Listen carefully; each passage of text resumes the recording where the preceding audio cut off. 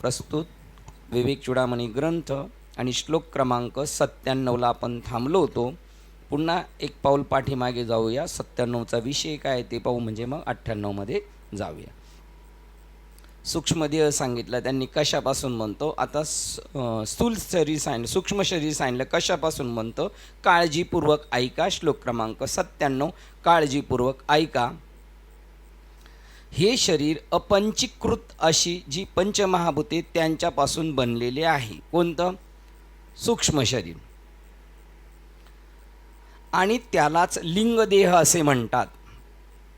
हा लिंगदेह नेहमी वासनेने युक्त असतो आणि त्यामुळे वासनाजन्य सुखदुःखरूपी कर्मफलाचा उपभोग घेणारा असतो. या लिंगदेहाला आत्म्याचे ज्ञान नसते, म्हणून त्याला आत्म्याची अनादी उपाधी असे म्हणतात. एक स्थूल शरीर आहे, त्याच्या आतमध्ये एक सूक्ष्म शरीर आहे. त्या सूक्ष्म शरीराचा आपल्याला हीन करायचा, नाश करायचा, तर आपण मोक्षाच्या दिशेने वाटचाल करू. स्थूल शरीर संपवून आपण संपवत नाही. आपण नेहमी म्हणतो अंत्यविधीच्या ज्या विधी आहेत त्या स्थूल शरीराच्या आहेत, आणि 10वा 13वा इतर जे वर्षश्राद्ध हे सूक्ष्म शरीराचे, त्याला पुढे गती मिळावी त्या सूक्ष्म शरीराला, असे हे सूक्ष्म शरीर बनतं. ते म्हणतात, परंतु ते सूक्ष्म शरीर जरी आत्म्याच्या सत्तेने सगळं आहे, परंतु आत्मा मात्र त्याच्यापासून पूर्णपणे वेगळा आहे. आत्मतत्वाला विचाराची उपाधी कालनिर्मितीच्याही पूर्वी झालेली आहे, म्हणजेच ती अनादी आहे. बघा, काल आपण पाहिलं तर काळ ही प्रत्यक्षात अंतःकरणाच्या बुद्धीची संकल्पना आहे. विचार जेव्हा अखंड साखळीप्रमाणे वाहत असतात तेव्हाच बुद्धी अभिव्यक्त होत असते. म्हणून अनंत तत्वामध्ये जेव्हा प्रथम विचार निर्माण झाला तेव्हा तेथे काल संकल्पना नव्हती. एकोहम बहुशा वगैरे हे विचार झाले त्यावेळेला काहीच नव्हतं. या प्रथम विचाराशी तादात्म्य पाहून आत्मतत्वाच्या रांगेने दुसऱ्या, तिसऱ्या आणि चौथ्या विचारांना एक सारखी मुभा दिली आणि मग एक बाय स्टेप ते इथपर्यंत आली. याप्रमाणे बुद्धीच्या आणि तिच्या कालाच्या आणि स्थळाच्या संकल्पनेची निर्मिती केली. कालाची, स्थळाची संकल्पना केव्हा होती? जर आपण तो सकाळी अभंग पाहिला त्याच्यामध्ये देश, काळ, वस्तू भेद मावळला. केव्हा? देशाचं कधी? आता तुम्ही कुठे आहात? घाटकोपरमध्ये. तुम्ही याच्या अगोदर आले पनवेलमधून, आहे की नाही? मग तुम्ही पनवेलमध्ये आहात, तुम्ही घाटकोपरमध्ये आहेत. हे तुम्ही तत्वरूपाने सांगताय का पिंड शरीराच्या संबंधाने सांगताय? शरीराच्या. मग तुम्ही किती वाजता आलात किंवा तुम्ही जन्माला कधी आलात? मग तुम्ही जेव्हा जन्माला आलात तेव्हा शरीर आलं म्हणून तुम्हाला कालगणना आहे, स्थलगणना आहे कुठे झाला. पण ज्यावेळेला तुम्हाला शरीरच नव्हतं तेव्हा तुम्ही नव्हते का? होते, पण तोपर्यंत कालगणना नव्हती, स्थलगणना नव्हती. बघा, आता जर आपण तत्वरूपाने जर स्वीकारलं तर मग त्या दृष्टीने संत ज्ञानेश्वर महाराजांच्या चरित्रात मोगरा फुल्लामध्ये किंवा आपल्या बाबांच्या बोलण्यातून येत आहे, मी कधी जात नाही, येत नाही, मी आहे तसाच आहे. मग हे कशाच्या संबंधाने? ते शरीराने येत नव्हते का? शरीराने जात नव्हते का? पण तरी शरीर भावना असते, शरीराचं ममत्व संपणं. मग तरी शरीराचं ममत्व सुटलं तरी शरीर नाही का? आहेच आहे ते.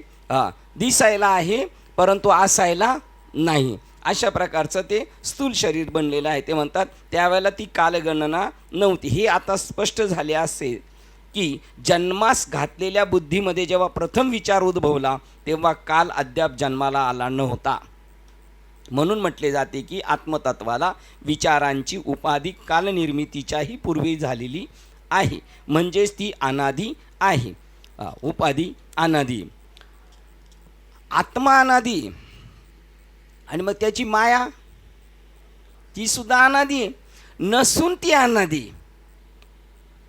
इथपर्यंत काल आपण आलेलो होतो. आता आपण वाचतोय 98 आणि 99 नंबरचा श्लोक. या लिंगदेहाची स्वप्न ही स्पष्ट अवस्था होय. लिंगदेहाची अवस्था काय? स्वप्न आहे. कारण स्वप्नकाली सूक्ष्मदेहाखेरीज इतर काहीही भासत नसते. जेव्हा सगळं स्थूल शरीर झोपलेलं आहे, फक्त जागं कोणतं असतंय? सूक्ष्म शरीर. आणि कारण स्वप्नकाली सूक्ष्म देहाखेरीज इतर काहीही भासत नसते. स्वप्नामध्ये जागृत अवस्थेत संचित केलेल्या वासना, असं करायचं तसं करायचं तसं करायचं, आणि ते जे पूर्ण झालं असेल किंवा नसेल झालं ते रात्री सूक्ष्म शरीरामध्ये स्वप्नरूपाने पडलं जातं. स्वप्नामध्ये जागृत अवस्थेत संचित केलेल्या वासना आणि वासनाफले यांच्याशी संलग्न होऊन त्यांच्या संस्कारामुळे कर्ता भोगता इत्यादी भावाला प्राप्त होऊन बुद्धी स्वतःच विराजमान झालेली असते. आता आपण जे कर्म करतोय, एक झोपेतली स्वप्न, आणि आता पण आपण सूक्ष्मदेहात स्वप्नातच आहोत. त्यावेळेला ते स्वप्नामध्ये ज्या घटना आहेत त्या आणि ह्या त्यावेळेला तिथे करता भोगताय, आणि आता सुद्धा स्वप्नामध्ये असताना आपण याचे करते भोगते होतोच. इत्यादी भावाला प्राप्त होऊन बुद्धी स्वतःच विराजमान झालेली असते. आता तिथे त्याला साह्यभूत कोण आहे? फक्त स्वप्नामध्ये फक्त बुद्धी. बाकी त्याचं पळणं आहे का? पळला आहे तो, पण शरीराने नाही पळला. कशाने पळला आहे तो?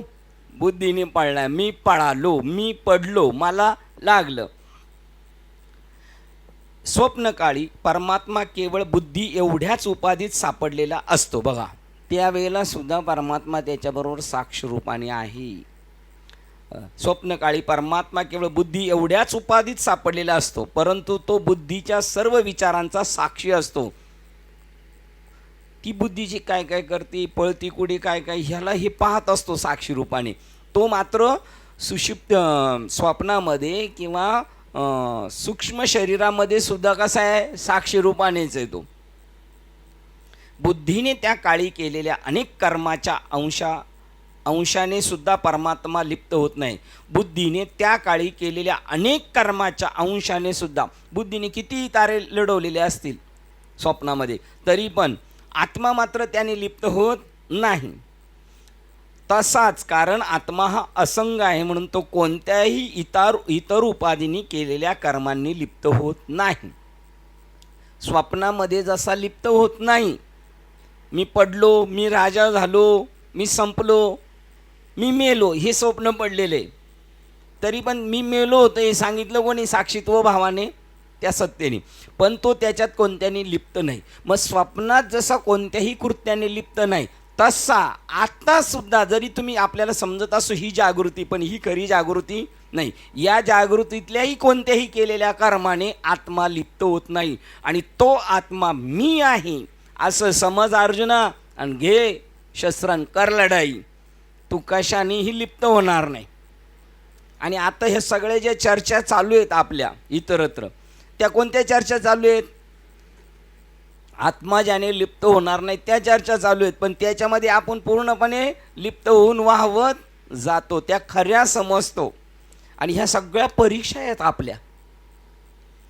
स्वप्न ही जाणीवेची अशी एक अवस्था होय की जेव्हा आत्मतत्व संपूर्णपणे सूक्ष्मदेहाच्या द्वारा कार्य करीत असते. जागृत अवस्थेत जाणीव तत्व हे स्थूल आणि सूक्ष्मदेहाच्या द्वारा अभिव्यक्त होते. जागृत अवस्थेत ते सूक्ष्मदेहाच्या द्वारा अभिव्यक्त होते. आणि स्वप्न ही जाणीवीची अशी अवस्था आहे की जेव्हा आत्मतत्व संपूर्णपणे सूक्ष्म देहाच्या द्वारा कार्य करीत असते. स्वप्नामध्ये सुद्धा जागृत अवस्थेत जाणीव तत्व हे स्थूल व सूक्ष्म देहाच्या द्वारा अभिव्यक्त होते. स्वप्नात अभिव्यक्त नाही होत, फक्त त्याला त्याचं कळतं. आणि जागृतीमध्ये त्याचं त्यालाही कळतं आणि इतरांनाही पण ते अभिव्यक्त होते त्याच्या क्रियाकर्मांमुळे. परंतु एकट्या सूक्ष्मदेहाची संपूर्ण अभिव्यक्ती फक्त स्वप्नातील जाणीव अवस्थेतच होत असते. म्हणजेच आपण स्वप्न पाहताना ज्या देहात असतो तो सूक्ष्मदेह होय. स्वप्नात असताना तो सूक्ष्मदेह. स्वप्नाचे वर्णन करताना श्री आचार्य म्हणतात की ते म्हणजे विवेक बुद्धी थकलेली असल्यामुळे आणि झोपेने अक्षता श्रांत झाल्यामुळे स्वतःचे विक्षेप जाणणारे मनच होय. स्वप्नात जे काही आपण पाहतो ते म्हणजे आपल्या जागृत अवस्थेत दबून टाकलेल्या आणि प्रतिबंधबद्ध झालेले सुप्त वासना आणि आपण जीवनात घेतलेले स्पष्ट अनुभव याची अभिव्यक्तीच होय. बघा, पहिल्या टॉपिकमध्ये जर तुम्हाला काय वाटलं तर बघा, स्वप्नाचे वर्णन करताना श्री आचार्य म्हणतात ते म्हणजे स्वप्न म्हणजे विवेक बुद्धी थकलेली असल्यामुळे आणि झोपेने अक्षता श्रांत झाल्यामुळे स्वतःचे विक्षेप जाणणारे मनच होय. म्हणजे स्वप्नात आपली काय कोणती बुद्धी संपलेली असती? विवेक बुद्धी संपलेली असते. कदाचित लोक म्हणतील महात्म्यांची असते, नाही तरी पण. आणि त्या स्वप्नात जर त्यांना बोध असेल तर बघा, या महान आंतरिक नाट्यामध्ये स्वतःच्याच स्मृतींनी खुलविले गेलेले मन विषय वस्तू जगत प्रलंबित करीत असते की, बघा, या महान आंतरिक नाट्यामध्ये स्वतःच्याच स्मृतींनी खुलविले गेलेले मन, हे काय आंतरिक नाट्य आपल्या आतमध्ये चाललेलं, आणि स्वतःच्याच स्मृतीने खुलविले गेलेले मन विषय वस्तू जगत प्रलंबित करीत असते की, ज्यामध्ये स्वप्न पाहणारा सुखदुःखे भोगीत असतो. स्वप्नामध्ये सुद्धा ते प्रलंबित होत जातं. जसं रात्रीचं स्वप्न हे अल्प टायमाचं आहे आणि हे दीर्घ काळाचं आहे. ते मग प्रलंबित दुःखसुद्धा, ते रात्रीचं दुःख स्वप्नातलं सकाळी जागं झाल्यानंतर संपतं. तसं हे संपतं आहे का? हे नाही संपत. मग हे कधी संपेल? जागे झाल्यानंतर. कुठे जागे झाल्यानंतर? स्वरूपाच्या ठिकाणी जागे झाल्यानंतर, ज्यामध्ये स्वप्न पाहणारा सुखदुःख उपभोगीत असतो आणि आत्मतत्व, शुद्ध जाणीव तत्व सर्व गोष्टी प्रकाशित करीत बाजूला निव्वळ साक्षी म्हणून राहते. ते पाहतं, रडणं हसणं आपलं सगळं पाहतं, पण ते आपल्यात काय मिक्स होत नाही. ते पूर्ण बाजूनी पाहत आहे सगळ्या गोष्टी, आणि ते आपण आहोत. आणि हे जे रडतोय ना आपण, हे काय पाहून रडतोय? हे जे रडतो, सुखदुःखाने हसतो, हे काय पाहून? जसं त्या जंगलामध्ये मोठा आरसा नेऊन ठेवल्यानंतर इकडून आलेला सिंह किंवा वाघ त्या समोरच्या आरशातल्या वाघ्याला जाऊन भांडतो, तणतो, हसतो. तो कशाला पाहून त्याला राग येतो किंवा त्याला प्रेम होईल? कशाला पाहून? आपलंच प्रतिबिंब, बिंब नाही. या प्रतिबिंबाची सुखदुःख आहेत, बिंबाची नाही. याचं उदाहरण अजून देतात. नदीच्या कडेला उभा राहिलेला माणूस, बघा बरं तुम्ही, त्याला संज्ञा द्याल, मी तुम्हाला विचारणार आहे. नदीच्या कडेला उभा राहिलेला माणूस, आणि त्याने नदीत पाहिल्याबरोबर त्याला कोण दिसलं? नदीत स्वतः पडलेला. आणि तो मग म्हणायला लागला, बुडालो बुडालो, वाचवा वाचवा. आता काय बघून तो म्हणतोय? प्रतिबिंब. आता त्याला काय संज्ञा द्याल तुम्ही? त्याला काय म्हणणार आपण? हुशार म्हणणार का? अज्ञानी म्हणणार. कशाला बघून रडतोय तो? स्वतःच्या प्रतिबिंबाला, बिंबाला नाही. किंवा आरशासमोर गेला आणि सेम त्याने जायचं आरशाच्या समोर, आणि त्याच टायमिंगला काच तडकली आणि त्याला बरोबर अशी चीर झालेली कळाली आणि रडायला लागला मोठमोठ्याने. काय समजणार तुम्ही त्याला? आता त्याला तुम्ही अज्ञानी म्हणणार, जो पाण्यात पडला आणि भिजलो म्हणतोय, आणि जो आरशात पाहून तडा गेलेला म्हणतो माझे 2 तुकडे झाले, त्याला तुम्ही काय म्हणता? अज्ञानी. आता आपण कसे आहेत सगळे? आपण या सगळ्या सुखदुःखाला खरं समजतो. प्रतिबिंबावर झालेले परिणाम आहेत, आणि ते आपण कशावर घेतोय? बिंबावर घेतो. तिथं जागा, उठा, जागे व्हा. बघा, असा हा महान आंतरिक नाट्यमय आणि आत्मतत्व, शुद्ध जाणीव तत्व सर्व गोष्टी प्रकाशित करून बाजूला निव्वळ साक्षी म्हणून राहते. बुद्धीने बाह्यता उपादित झालेला हा चैतन्य प्रकाश स्वतःचे स्वप्न पाहताना स्वप्न अनुभवक बनतो. बघा, बुद्धीने बाह्यता उपादित झालेला हा चैतन्य प्रकाश स्वतःचे स्वप्न पाहताना स्वप्न अनुभवी बनतो. व कोणाचं पाहतोय तो स्वप्न? स्वतःचंच पाहतोय तो. आणि कोण पाहतंय? चैतन्य प्रकाश. हे आत्मतत्व केवळ साक्षी असल्याने मनबुद्धी उपकरणांच्या विक्षेपांनी आणि कर्मांनी प्रदूषित होत नाही. हे साक्षी चैतन्य असल्याने ते मन आणि बुद्धी ही काय? त्याची उपकरणे, उपाधी आहेत. त्यांनी केलेल्या कर्माने तो प्रदूषित होत नाही किंवा विक्षेपांनी, कर्मांनी प्रदूषित होत नाही. त्याच्यावर कोणत्याही प्रकारचा परिणाम होत नाही. मनाच्या आणि बुद्धीच्या उपाधीने केलेल्या सर्व कर्मांनी तो प्रदूषित होत नाही. आणि तो कोण आहोत? आपण आहोत स्वतः. आणि आपण मात्र प्रदूषित होतो. अशा तऱ्हेने हे आत्मतत्व आपल्या अनुभवाच्या सर्व अवस्थांमध्ये अस्पर्शित राहते. बघा पुन्हा परत ते काय सांगतात बघा, अशा तऱ्हेने हे आत्मतत्व आपल्या अनुभवाच्या सर्व अवस्थांमध्ये अस्पर्शित राहते. अनुभव येणारे सगळे अनुभव आहेत व्यवहारातले, सुख दुःख चांगले वाईट सगळे, तरी पण त्याच्यापासून ते अस्पर्शित, त्याला कोणत्याही प्रकारचा स्पर्श नाही.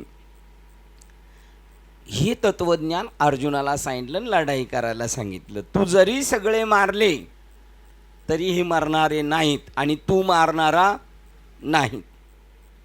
स्वप्न जागृती, स्वप्न आणि सुषुप्ती या तिन्ही अवस्थांमध्ये जाणीव तत्व हे आपल्याभोवती आणि आपल्यामध्ये जे जे काही घडत राहते त्याचा असंग साक्षी म्हणून असते.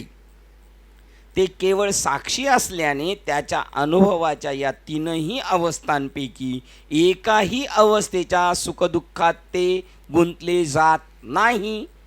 म्हणून ज्ञानेश्वर महाराज पूर्ण सुखी आहेत आणि जगाला सुखी करू शकतात. आणि आपण वर्णन जे करतोय त्यांच्या हाल अपेष्टांचं, त्याचं त्यांना काही घेणं देणं नाही. कारण हे तिघे त्याच्याही पलीकडे ते तत्व आणि ते आपण आहोत.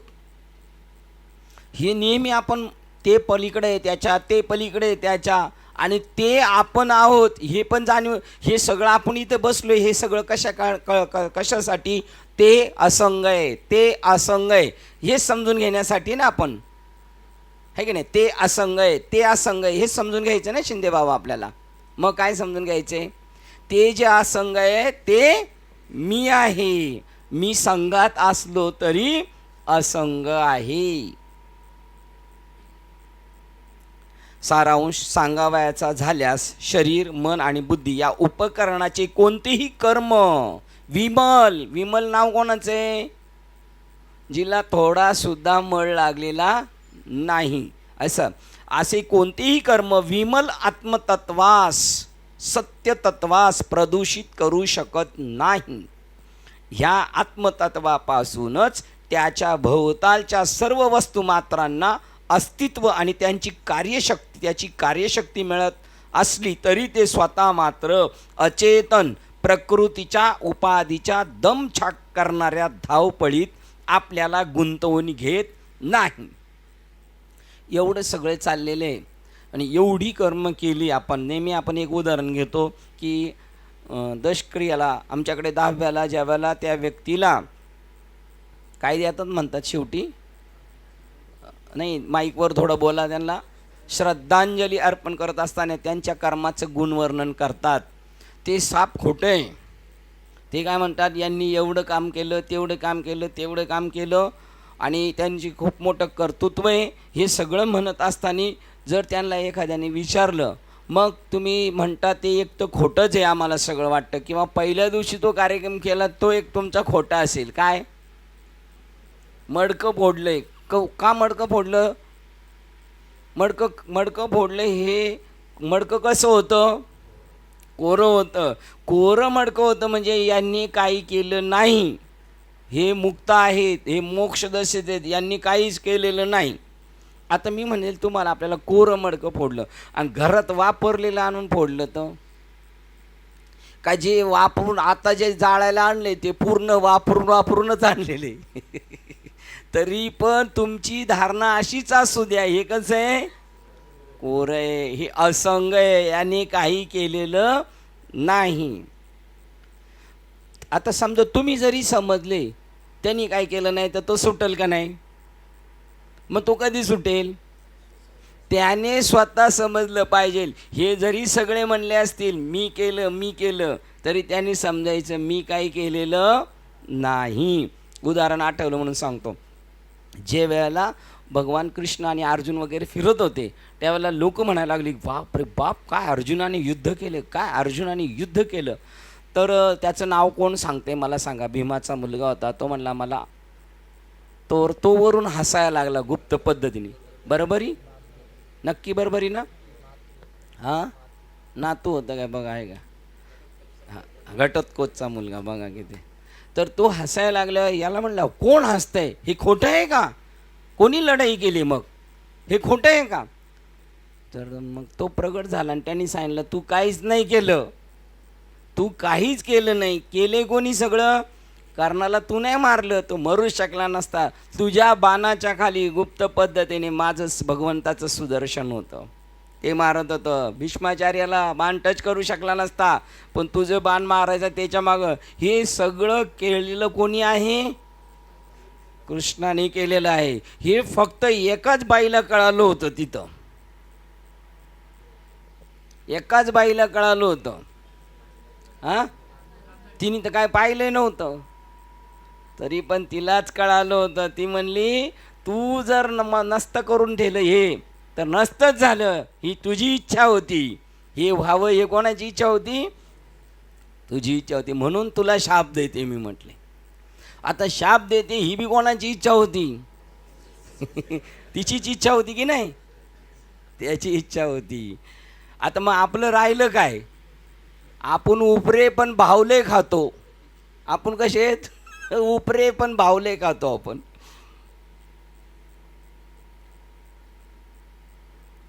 उदाहरण देतात बघा, त्याच्यात कशातच त्या धावपळीत तो आत्मा गुंतून घेत नाही. आता ही साहित्य काय आहेत? आपण जे कामं करतोय ती, मग अशी सांगितलं त्यांनी स्वतः समजलं पाहिजे मी नाही काही केलं. तसं आपण समजलं पाहिजे हे मजस्तवची झाली तरी म्या नाही केली. ऐशे जेणे जाणीतली तो सुटला का. उलट मी म्हणेल श्रद्धांजली देताना तोच परत आला पाहिजे त्याच्यात आवाजात, आणि तशी आकाशवाणी झाली पाहिजे. अरे असं करू नका, मला गुंतू नका, तुम्हाला मी संदेश देतो हे मजस्तवची झाली तरी म्या नाही केले. ऐशे जेणे जाणीतले तो सुटला का. लोक म्हणतील त्याचं भूत झालं. आता बुवा भूत झालं म्हणजे ज्ञानेश्वरीची ओळ म्हटली तरी बुवा भूत झालं म्हणतील. पटाशी वगैरे जशी सुताराची हत्यारे त्यांची उपकरणे असतात, तसा हा सूक्ष्मदेह हा प्रज्ञान घन आत्म्याची सर्व कर्मे करण्याकरता उपकरण होय. म्हणून ते आत्मतत्व पूर्णपणे असंग आहे. बघा, ते सुताराची हत्यारे ती कामं करतात. सुतार काय करतो? मग हे मन बुद्धी चित्त अहंकार कर्मेंद्रिय ज्ञानेंद्रिय त्या सुताराची काय आहे? ती हत्यारं आहेत. हत्यारं काम करतात आणि सुतार सेफ. बरं, हत्यारं काम करून करून झिजतात, सुतार झिजत नाही. पहिली गाडी स्क्रॅप केली का दुसरी घेऊन येतो, है की नाही? म्हणजे तो संपत नाही, समोरचं साधन संपलं जातं बा. आता सूक्ष्म शरीराचे वर्णन पुढे चालू ठेवले आहे. जाणीव तत्व जेव्हा जणू काही बाह्य जगातील वस्तुमात्रांच्या संपर्कात येते तेव्हा ते सूक्ष्म शरीराच्या उपकरणांशी तादात्म्य पावते. हा जिवंत आहे हे कशामुळं कळलं जातं? ते जाणीव तत्व हालचाल करतं. आता त्या उपकरणाच्यामुळं कळतं हा जिवंत आहे, आणि उपकरणाला शक्ती कोणाची आहे? त्या जाणीव तत्वाची. तेव्हा ते कळतं का याच्यात आहे. जीव भाव दररोज सुखदुःखाचे आपले अनुभव मिळवतो. मन बुद्धी उपकरण स्वतः अचेतन जड असल्याने त्याला बाह्य जगाशी संपर्कात येण्याचे स्वतःचे असे सामर्थ्य नाही. मनामध्ये बुद्धीमध्ये त्याला सामर्थ्य कोणाकडून भेटलेलं आहे? त्या चैतन्य शक्तीकडून. स्वतःचे सामर्थ्य नसते. जीवन तत्व चैतन्य तत्व जेव्हा त्याच्यावर अधिसत्ता चालवते तेव्हाच ते व्यक्त जगात कार्य प्रवृत्त होते. कोण? मन बुद्धी वगैरे इंद्रिय हे सगळी जीवन तत्व चैतन्य तत्व जेव्हा त्याच्यावर अधिसत्ता चालवते तेव्हाच ते व्यक्त जगात कार्य प्रवृत्त होते. चाले हे शरीर कोणाची आहे? सत्तेने त्या सत्तेने चालतं, पण चालती सत्ता नाही, चालतं हे आणि सत्ता त्याची. ज्यांनी हे सूक्ष्म शरीर बनवलेले असते अशा मन बुद्धीची पटाशी पक्कड हातोडी इत्यादी सुताराच्या हत्यारांशी तुलना करता येईल. बघा, हे सूक्ष्म शरीर कोणी बनवले? मन बुद्धींनी. त्या हत्यारांना ती वापरल्याशिवाय कोणतेही कार्य करण्याची क्षमता नसते. परंतु सुतार स्वतः मात्र ते काही हत्यार नव्हे. मन बुद्धी म्हणजे आपण नव्हे. त्याप्रमाणे जाणीव तत्व, चैतन्य तत्व हे त्याच्या मन बुद्धी उपकरणाहून वेगळे असते. शिवाय उपयोगामुळे जी झीज होते तिचा हत्यारांवर परिणाम होतो, सुतारावर नाही. आत्म्यावर काही झीज, बालपण, तारुण्यपण, वृद्धपण हे त्याच्यावर परिणाम होत नाही. ती जशी आहे तशी, पण हत्यारांवर होतं. त्याप्रमाणे पाहणे. कोण पाहतो? डोळे पाहतात, पण मेलेल्या माणसाचे डोळे पाहतील का? नाही. दुसरे कल्पना करणे. भागवतमध्ये सांगितलं होतं, चव कोणला कळते? चव कोणला कळते? प्रश्नच आहे ना. डुमरे साहेब हसलेले गत काय उत्तर द्यायचं आपण? चव कोणला कळते? हां,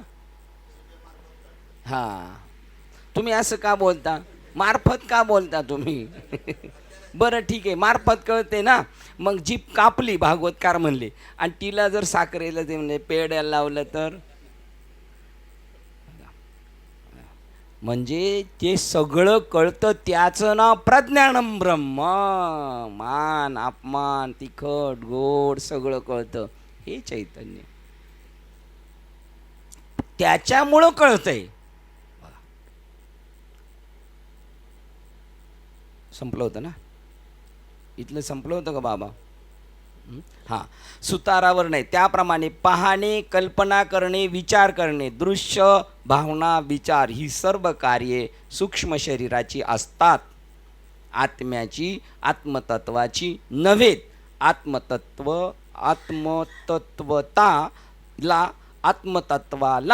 तत्वाला पाहिजे होतं, तत्वता झाले. आत्मतत्वताला सुख, आत्मतत्वाला सुख दुःखही नसतात आणि कर्मही नसतात. बघा, दुसरा श्लोक आला 101. अंधत्व, दृष्टी मांद्य अथवा दृष्टीपटुता हे नेत्रदोष अथवा नेत्रगुण होत. तसेच बहिरेपणा, मुकेपणा इत्यादी श्रोत्रादिकाचे धर्म होत. हे गुणधर्म आत्म्याचे, सर्वज्ञत्वाचे, जाणीव तत्वाचे कधीच होऊ शकत नाहीत. आता मधनुबाबांची आठवण झाली. एखाद्याला म्हणले, ए बैऱ्या, त्याला राग येतो का? का राग येतो त्याला? तो बैरा नाही का? एखाद्याला बैरा म्हणलं तर तो बैरा आहे, त्याला राग येतो. तो बैरा आहे का नाही?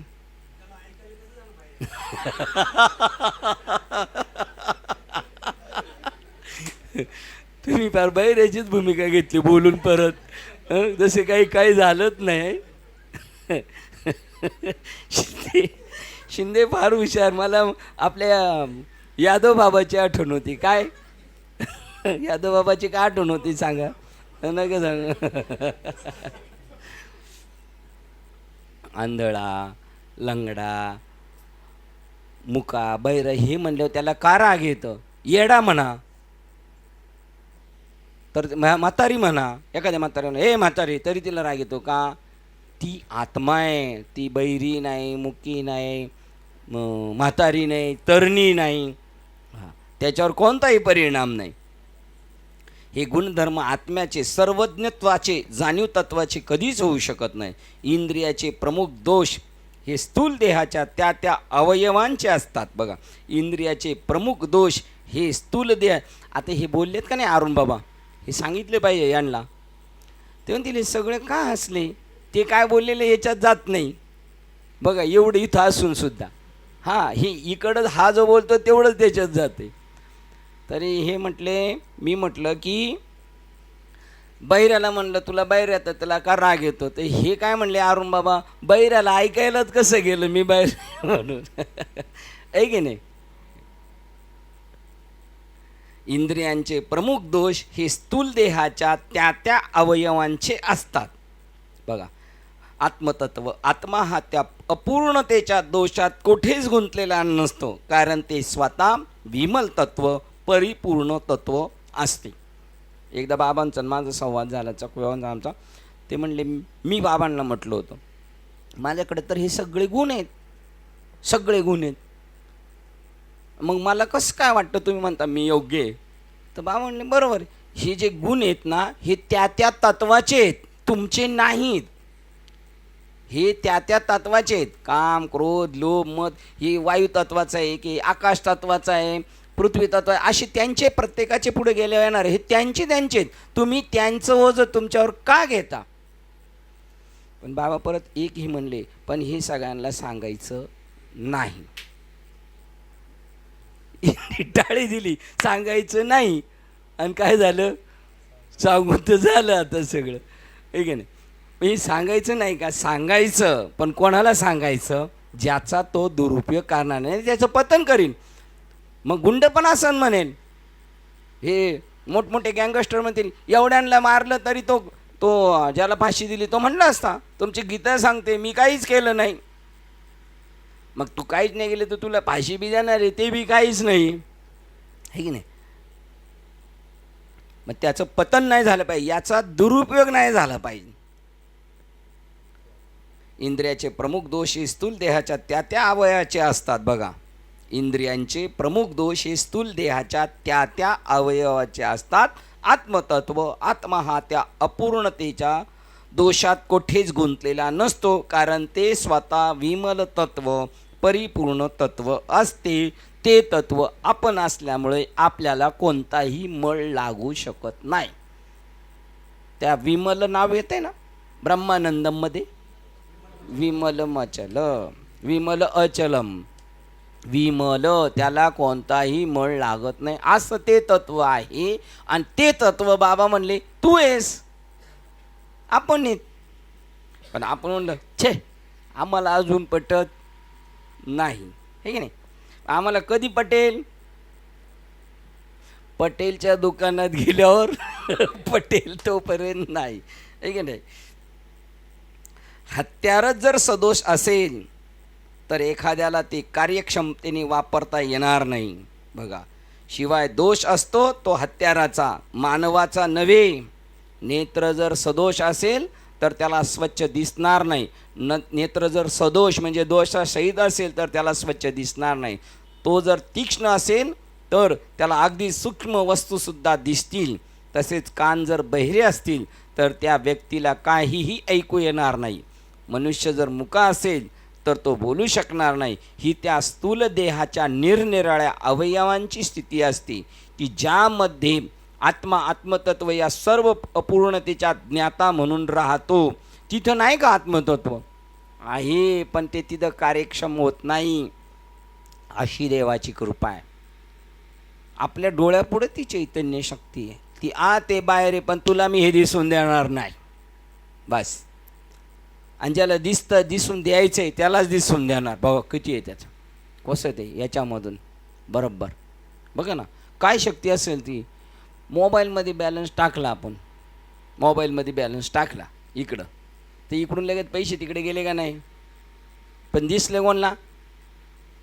बरं, मग तिकडून बी त्याने सांगितलं जा तुझं ओपन केलं, दिसलं, त्याला तिकडून ओपन पण करता येतं बॅलन्स तुमचा. आणि तुमचा बॅलन्स संपला तर तुमची लाईन. जर यांना हे जमतं तर त्याच्याकडं कसं आहे? आणि तीच युक्ती यांनी घेतलेली आहे तशी पाहिलं बघा. तसं आहे तो तिथंच आहे, याच वातावरणात आहे ना त्या लहरी तुम्हाला ज्या आपल्याला घ्यायच्या त्या असताना सुद्धा तुमचा बॅलन्स नाही. बस सेम ज्यावेळेला माणूस मरतो त्यावेळेला सुद्धा ते अगोदर 2-3 दिवस सांगतात तुमचं बॅलन्स संपत आलेलं आहे तुमचं बॅलन्स संपत आलेलं आहे. आणि आता तुम्ही कोणालाही शेवटच्या दिवशी सांगतात कॉल करू शकत नाही. तुमचा कॉल तिसरे करणार आता.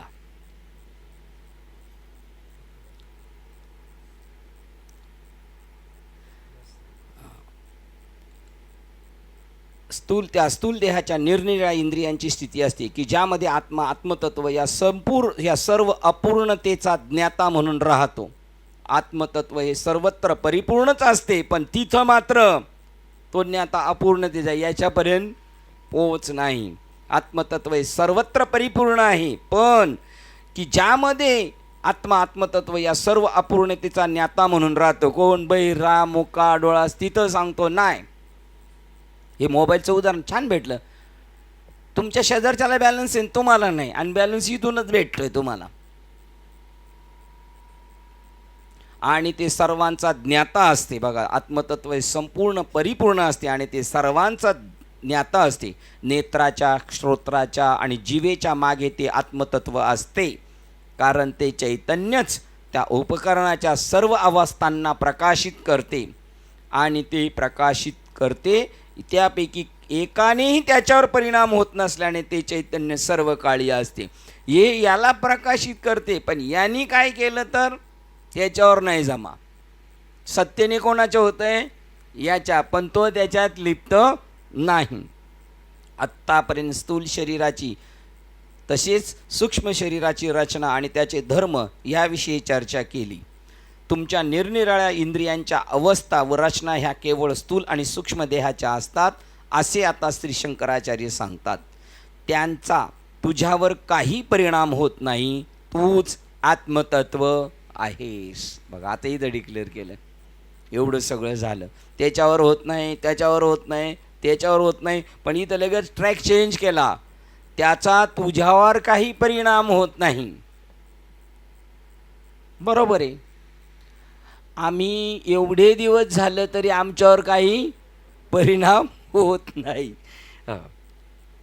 आता मामा म्हणतात होतो, पण तो केवढ्यापुरता होतो? केवढ्यापुरता होतो म्हणले मामा तुम्ही? इथल्यापुरता होतो म्हणले. बाहेर गेलो का परत ते सगळं डोक्यावर आपल्या गबाळ बसलं का आपण बरोबर घरी घाईघाईमध्ये ते बी आपल्या मागं घाईघाई येत असतं, आहे की नाही? बघा, पुन्हा एक वाक्य वाचतो. आत्तापर्यंत स्थूल शरीराची तसेच सूक्ष्म शरीराची रचना आणि त्यांचे धर्म याविषयी चर्चा केली. तुमच्या निरनिराळ्या इंद्रियांच्या अवस्था व रचना ह्या केवळ स्थूल आणि सूक्ष्म देहाच्या असतात. तुमच्या ट्रॅक चेंज झालं इथं. तुमच्या निरनिराळ्या इंद्रियांच्या अवस्था आणि रचना ह्या केवळ स्थूल आणि सूक्ष्म देहाच्या असतात, म्हणजे तुमच्या नसतात, असे आता शंकराचार्य सांगतात.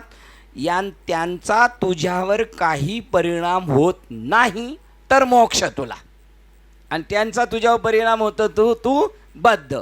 त्यांचा तुझ्यावर काही परिणाम होत नाही, तूच आत्मतत्व आहेस. कितव्या श्लोकाला सांगितलं? 101 नंबर बी चांगला आहे. 101 नंबरला सांगितलं तूच आत्मतत्व आहेस. आत्मा आणि अनात्मा याचे विश्लेषण आणि त्यामधील विवेक करणे आणि त्यांचे आपापले गुणधर्म समजून घेणे याप्रत ही विचारधारा आपणास आणून सोडते. कर्म कोणाचे? प्रत्येक पंचमहाभूताचं वेगवेगळं कर्म आहे. प्रत्येकजण ते सूक्ष्म रूपाने आहेत. त्यांची ती कर्म आहेत, आणि त्यांचं कर्म त्याला कधी कधी नाव ठेवले त्यांचे धर्म. तुझ्या माथ्यावर घेऊ नको, त्याचा तुझा काही संबंध नाही. आत्मा अनात्मा याचे विश्लेषण आणि त्यांच्यामधील विवेक करणे आणि त्यांचे आपापले गुणधर्म समजून घेणे याप्रत ही विचारधारा आपणास आणून सोडते.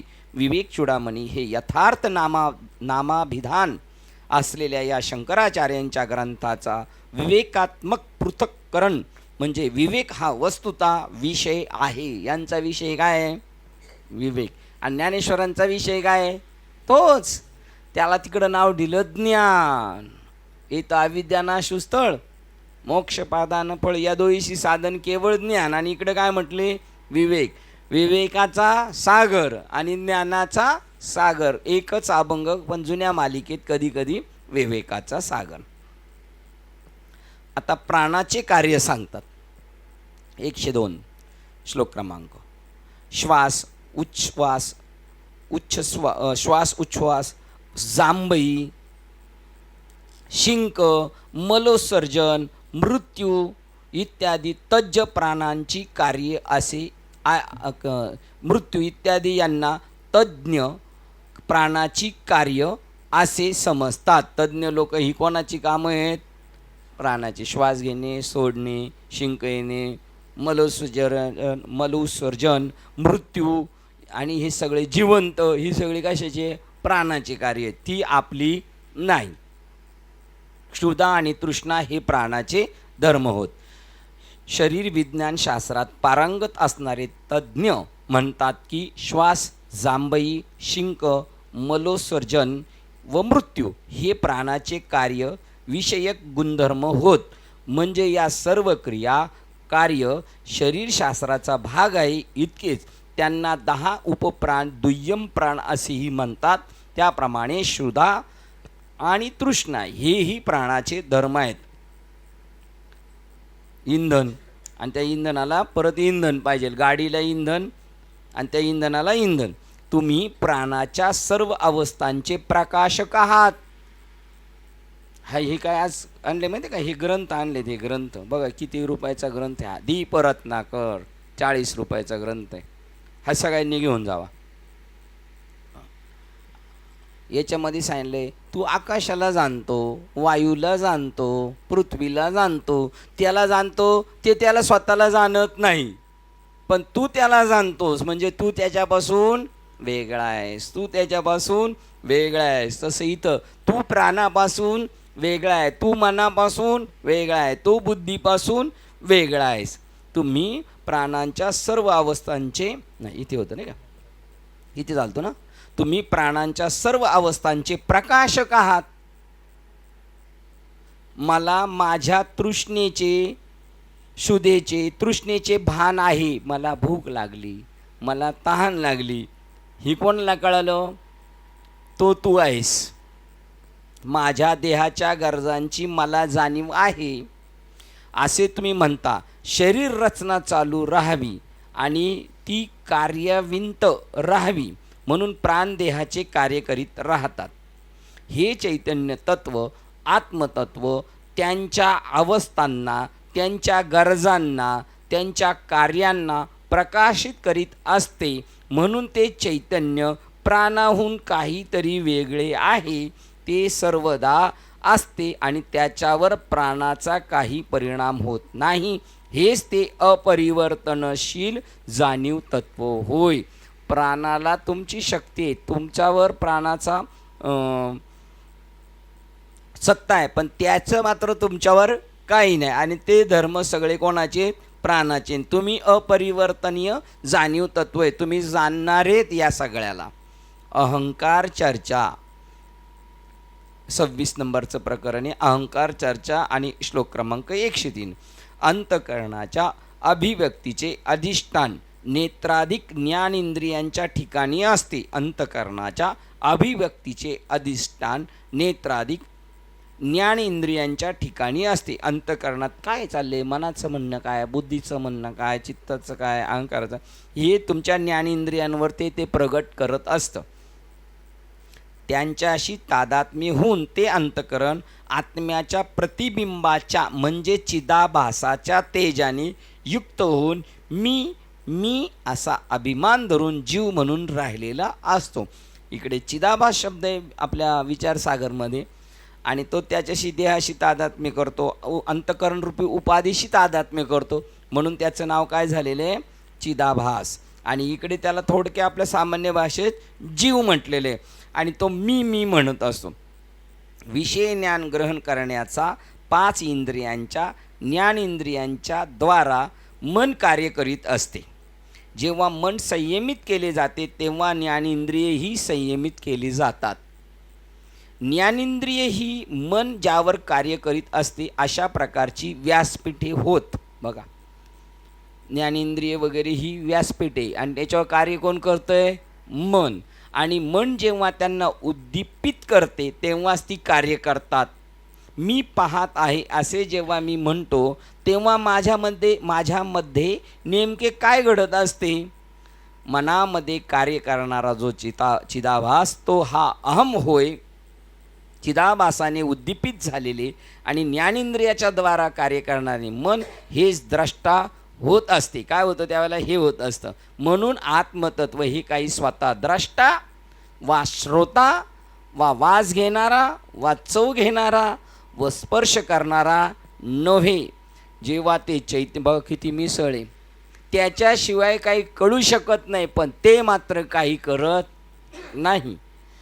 आणि ज्याच्याबद्दल चर्चा चाललेल्या आहेत ते कोण आहे?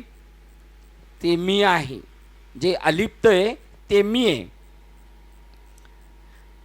आत्मतत्व हे काही स्वतः द्रष्टा होत नाही, वा श्रोता होत नाही, वा वास घेणारा, वा चव घेणारा, वा स्पर्श करणारा नव्हे. जेव्हा ते चैतन्य मनाच्या द्वारे कार्य करीत असते तेव्हाच इंद्रिये जे काही करतात त्याचा ते प्रकाशक बनते. कारण शुद्ध चैतन्यात विषय वस्तू नसतात, ते एकम अद्वितीय होय. ते कशाशी वेगळं नाही आणि ते कशात लिप्त होत नाही. हे सर्व आता उदाहरण देतील आपल्याला. हे सर्व अगदी सूर्यप्रकाशाच्या हालचालीने घडते. जेव्हा सूर्यप्रकाश वस्तूवर परावर्तित होतो तेव्हा ते गोचर होते. काय? ती वस्तू दिसण्यात येते. शुद्ध प्रकाश गोचर नसतो. प्रकाशसुद्धा दिसत नाही, पण प्रकाश दुसऱ्याला दाखवतो. त्याप्रमाणे हा चिदाभास चैतन्य जेव्हा वस्तूवरून परावर्तित होतो तेव्हाच आपणास त्या वस्तूची जाणीव होते. जेव्हा आपली त्याच्यावर दृष्टी पडते तेव्हा त्या वस्तूची आपल्याला जाणीव होते. बघा उदाहरण देतात. व्हरांड्यात असलेल्या क्रीडनाप्रमाणे पाण्यावरून परावर्तित होणाऱ्या प्रकाश झोताने अंधेरी खोली प्रकाशित होत असेल तर, पुढे उदाहरण देतात. जोपर्यंत ती पाण्याची बादली व्हरांड्यात आहे तोपर्यंत खोलीमध्ये प्रकाश राहील. ओट्यावर पाणी भरून ठेवलेली बादली आणि तिच्यात पडलेले सूर्यप्रकाश आणि त्याचं प्रतिबिंब कुठं पडले. असं आपण लहानपणी आरसा घेऊन दुसऱ्याच्या घरात नव्हतं का उजेड पाडीत असा आणि त्याला चक्रम करीत होतो तो हे काय होतं हे की नाही. हे सगळेच करत होते असं म्हणायचं हे की नाही. तू पण करत होता वाटतं. जेव्हा प्रकाश परिवर्तन करतो तो, हां, पाण्याची बादली व्हरांड्यात आहे तोपर्यंत खोलीमध्ये प्रकाश राहील. जेव्हा प्रकाश परिवर्तन करणारे माध्यम दूर केले जाते तेव्हा खोलीतील प्रकाशसुद्धा बाजूला झाला पाहिजे. मग आतमध्ये प्रकाश आहे कशामुळे? त्या चिदाभासतोय प्रतिबिंबामुळे. बिंब कुठे तुम्ही म्हणतात तसं तिकडं, त्याच्यामुळे प्रतिबिंबामुळे घरात प्रकाशित आहे. तसं आपले हे घर आणि ह्या घरात प्रकाशित कशामुळे? चिदाभासामुळे. आणि चिदाभास म्हणजे डबक्यात पडलेलं प्रतिबिंब. हां, बिंबाचं प्रतिबिंब. आता प्रतिबिंबच तिथं काय नाही तर कसं काय? म्हणून आपण अलिप्त आहेत. असं ज्यावेळेला बोध होईल ना त्यावेळेला पण एक वेगळ्या याच्यात असणार आपण. त्यावेळेला आपल्याला असं वाटेल आपण आकाशात चालतोय, पृथ्वीवर चालत नाही असं वाटणार. जेव्हा प्रकाश परिवर्तन करणारे माध्यम दूर केले जाते तेव्हा खोलीतील प्रकाशसुद्धा बाजूला झाला पाहिजे. आणि त्यांनी जर ती सत्ता काढून घेतली का आपल्या खोलीतला प्रकाश संपला, है की नाही. जर परिवर्तन करणारे माध्यम हलले तर खोलीतील उजेडही हलतो. ती बादलीचं पाणी हिंदळलं तर आतमधला आणि प्रकाशाची तीव्रता कमी होते. अशा तऱ्हेने बादलीमधील पाणी हेच अंधाऱ्या खोलीतील उजेडाचे उगमस्थान असते. हा दृष्टांत तद्वत जेव्हा मन विक्षेपित होते तेव्हा त्या व्यक्तीमधील बुद्धिप्रकाश मंद होतो. मन विक्षेपित झालं का अडाणी होणार आणि मन स्थिर झालं तर ज्ञानाची छटा दिसणार त्याच्यामध्ये. बघा, मन जेव्हा विक्षेपित होते तेव्हा त्या व्यक्तीमधील बुद्धिप्रकाश मंद होतो. जेव्हा मन शांत असते तेव्हा बुद्धी तेजस्वी असते. म्हणजे आत्मचैतन्य तेच असूनही प्रत्येक व्यक्तीमधील बुद्धी तेज हे त्याच्या मनाच्या शांतीच्या समप्रमाणात कमी जास्त होते. सगळ्यांना बुद्धी, परमात्म तत्व कसे सगळ्यांमध्ये सारखं आहे, पण त्यांच्या हिंदळ्यामुळे ज्याचं मन स्थिर आहे त्याच्यामध्ये ते प्रभावित झालेलं दिसतं आणि ज्याचं अस्थिर आहे तो अज्ञानी दिसतो. नाही तर दिले सगळ्यांना सारखंच, समप्रमाणात कमी जास्त होते. सूर्य हा त्याचा प्रकाश तोच असून सूर्य आणि त्याचा प्रकाश तोच असून अंधाऱ्या खोलीतील उजेड हा बादलीमधील पाण्याच्या स्थिरतेवर आणि स्वच्छतेवर अवलंबून असतो. तसं अहम आला का ते मलिन होतं आणि सोम आला का ते उज्वळ होतं. अहम म्हणून कार्य करीत असते ते आत्मतत्व शुद्ध जाणीव तत्व नव्हेच, परंतु ते त्याचे परिवर्तन आभास चैतन्य होय. बघा, त्याचा भास आहे. जे अहममध्ये ते आत्मतत्व, शुद्ध जाणीव तत्व नव्हेच, परंतु तेच त्याचे परावर्तन आभास चैतन्य होय. त्याला अन्यथा जीव म्हणतात. ज्याला अहंकार आहे तो कोण आहे? जीव आहे. आणि ज्याला अहंकार नाही तो कोण आहे? शिव आहे. काय तुम्हाला दोघांना नाही?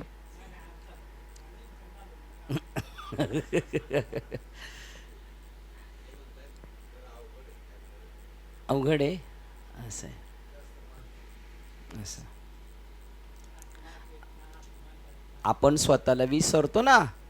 त्यांनी सांगितलं आत्मा काही करीत नाही, पण आत्म्याच्या सत्तेने होतं. मग करत असताना आत्मा प्रत्यक्ष तिथं आहे का? नाही, त्याचा भास आहे. चैतन्य, चैतन्याचा भास आहे. बादलीत पडले सूर्याचं प्रतिबिंब, आणि त्याचं पण आता पुढे प्रतिबिंब गेले पुढं. तो चिदाभास, तो जीव, आणि तो तर किती लांब आहे, तो काही करत नाही. पण जर तिथं बादली, मग ते दिसते का इकडे? त्या उपाधीमुळे. ह्या उपाधीमुळे चैतन्याची हालचाल कळली जाते. म्हणून चाले हे शरीर कोणाच्या सत्ते, किंवा झाडाचं पान कोणाच्या सत्तेने हलतं? त्याच्या. तो नाही हलत, झाडाचं पान स्वतः नाही हलत, त्याला हलवलं जातं. पण हलवणारी वस्तू, प्रकाश दिसत नाही, पण प्रकाशाच्या सान्निध्यात येणारी वस्तू दिसते. तसं आत्मा दिसत नाही, पण आत्म्याच्या सान्निध्यात जी हालचाल होती त्याने ते दिसते. लोहचिंबक कोणाला हलवत नाही, पण त्याच्यामध्ये तो गुणधर्म असल्यामुळे त्याच्या आजूबाजूला गेलं ते हलतं. त्याला विचारलं लोखंडाला, तू का हलला? तो मला, मी नाही हलवलं, मला त्याने हलवले. पण त्याला जाऊन विचारलं, तू हलवलं का? तो आपल्याला काय माहीत नाही. ते त्याचा स्थायी स्वभाव असल्यामुळे. आता पुढचं कळत बघा तुम्हाला. जो अहंकार घडतो, अहम ज्याच्याकडे आहे तो जीव आहे. आणि तो जीव कसा राहतो? जीव म्हणतात की जो आपल्या जीवनाच्या जागृत अवस्थेत म्हणजे आत्ता आणि स्वप्न अवस्थेत सर्व क्षणी मी मी मी म्हणून कार्य करीत असतो. कोण? जीव. मी मी मी म्हणत असतो. आणि जो त्याच्या पुढे गेलेला आहे त्याला त्याच्या मीची विस्मरण झाले. वास्तविक त्याच्याकडे पण मी आहे. तो मी कोणता आहे? एरवी सर्वांच्या हृदय देशी. मी अमुक आहे, मी अमुक आहे. जे बुद्धीस पुरे अहर्निशी ती वस्तू मी का. ते दिवस रात्र त्याच्याजवळ आहे. ह्या मी जवळ हा मी आहे. दोन मी आहेत. एक मी घालवायचा आणि एक मी ठेवायचा आहे. चालतंय, तसं पण चालतं. सांडोनी कोणत्या मनाचा लाभू? मीठपणाचा. हां, लाभू.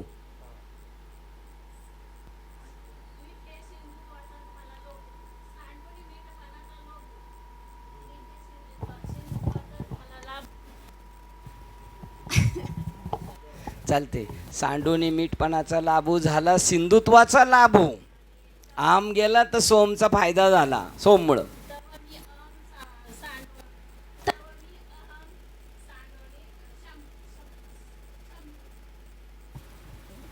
तो मी आम सांडोनी शॅम्पू.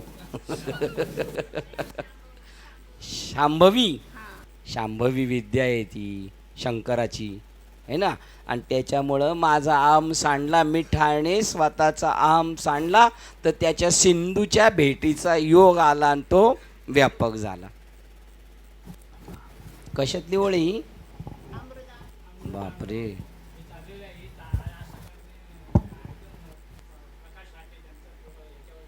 असं.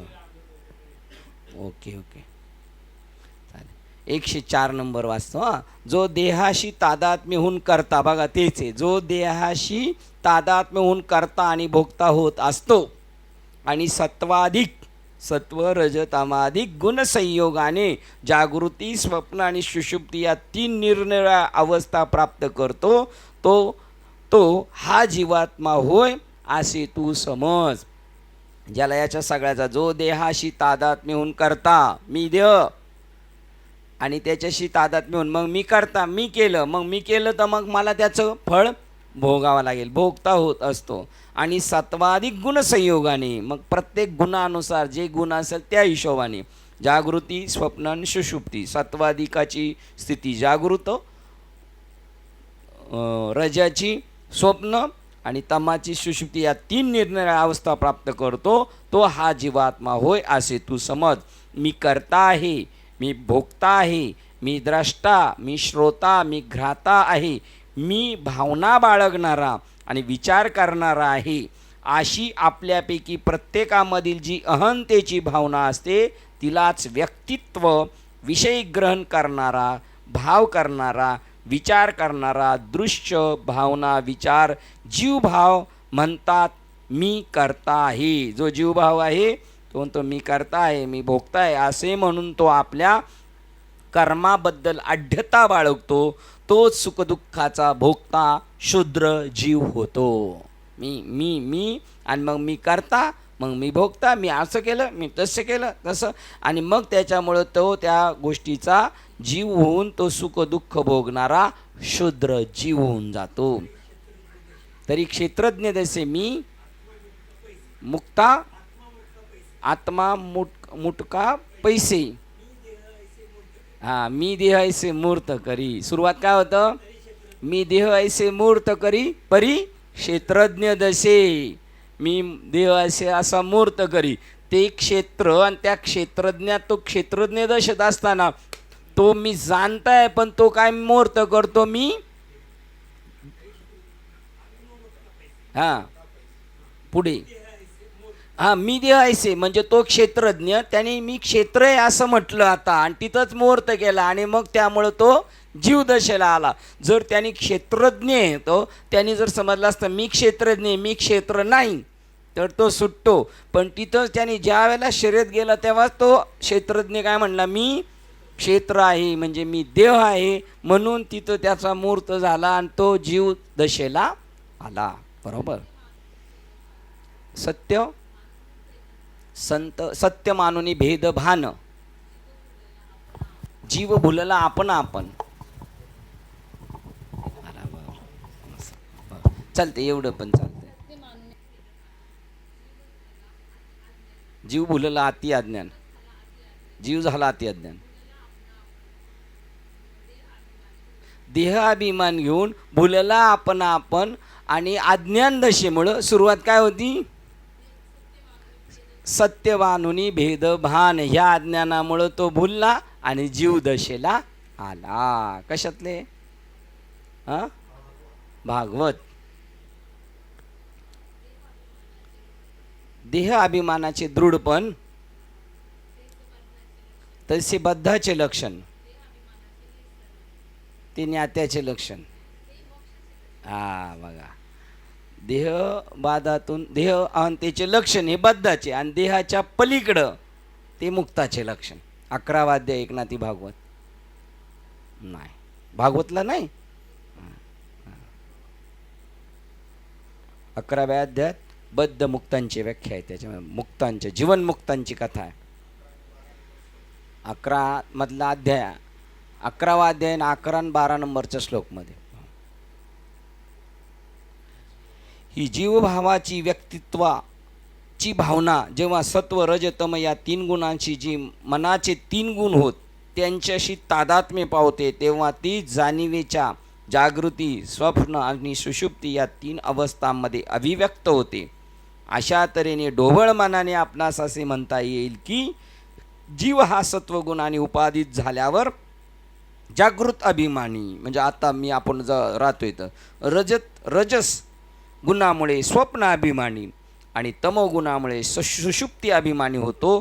तोच जीव मनाच्या अवस्थेप्रमाणे जागृत असणारा, स्वप्न पाहणारा आणि गाढ झोपी जाणारा म्हणून अनुभव घेत असतो आणि त्या सर्व अवस्थांमध्ये साहजिकच तो करता आणि भोगता म्हणून मिरवतो.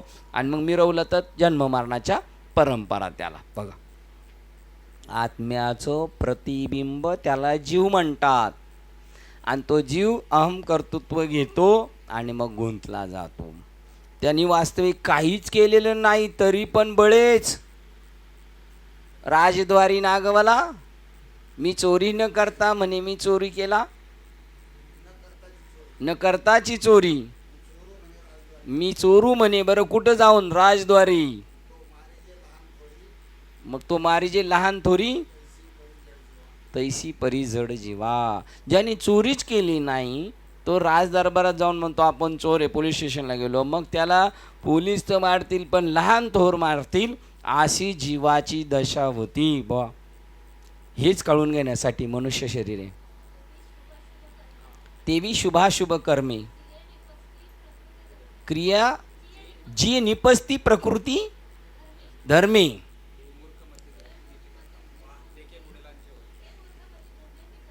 ते मूर्खमती मीची पुढिलांचे ओझे आपुल्या माथ्यागे. देखे पुढिलांची ओझे आपल्या माथे. क्या वापरे वापरे, एकदम छान. सलाम.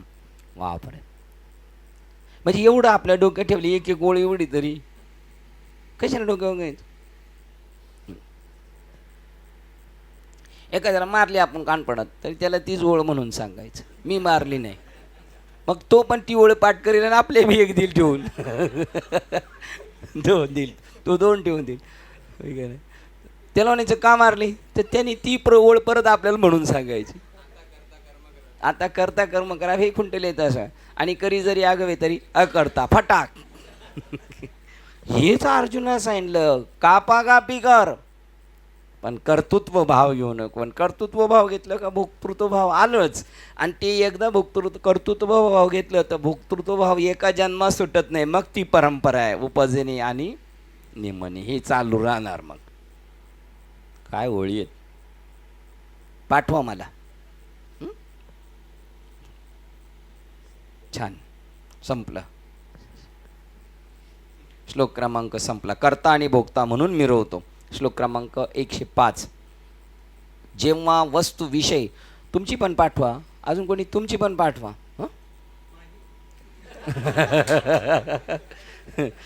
तुमचं तर मोठं असं लेटरच येईल मला. अंतर्देशी, हे का नाही. कसं काय वाटतं आता खरं असले. मग जेव्हा वस्तूविषय अनुकूल असतात तेव्हाची स्थिती सुखाची असते, जेव्हा ते प्रतिकूल असतात तेव्हा ती दुःखाची असते. म्हणजे सुख आणि दुःख हे जीवाचे धर्म आहेत आणि ते आनंदरूप आत्म्याचे नव्हेत. बघा आत्मा कसा आहे, आनंदरूप आहे. सुख आणि दुःख जीवाचे धर्म आहेत. म्हणून सुखे सुखरूप घडीजे माझे अंगा, सुखदुःखाचे सागरी न बुडीजे, या देहाचे बांधवडी न पडीजे. बघा आधी पाठ आहे का नाही आपल्या सगळ्यांची का नाही. आपण देहाचे बांधवडी आहेत का नाही, आहेत का नाहीत, आहेत अजून. बघा पक्क सांगितलं असं पाहिजे. शिंदे या देहाचे बांधवडी आहेत का नाही.